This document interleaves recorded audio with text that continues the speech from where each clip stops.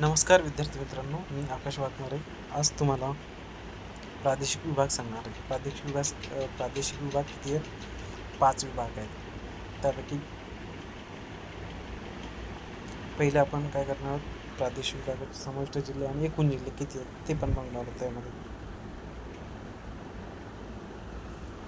कोकण, सुरुवातीला कोकणामध्ये जिल्हे किती आहेत? मुंबई शहर, मुंबई उपनगर, ठाणे, पालघर, रत्नागिरी, रायगड असे मिळून किती? 7 जिल्हे आहेत. त्याच्यानंतर पश्चिम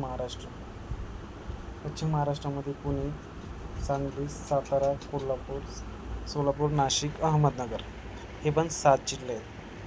त्यानंतर खानदेश किंवा उत्तर महाराष्ट्र, त्यामध्ये फक्त 3 जिल्हे येतात. कोणते? जळगाव, नंदुरबार, धुळे. त्यानंतर विदर्भामध्ये 11 जिल्हे. सर्वात मोठा महाराष्ट्रामध्ये विदर्भ आहे.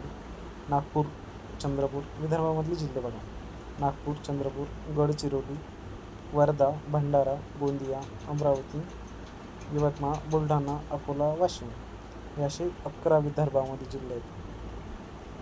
सगळ्यात मोठा महाराष्ट्रामध्ये म्हटलं तर विदर्भ आहे, जिल्ह्यानुसार बघा. त्यानंतर औरंगाबाद विभागामध्ये औरंगाबाद जिल्हा, जालना, परभणी, हिंगोली, नांदेड, लातूर, बीड असे टोटल 8 जिल्हे आहेत.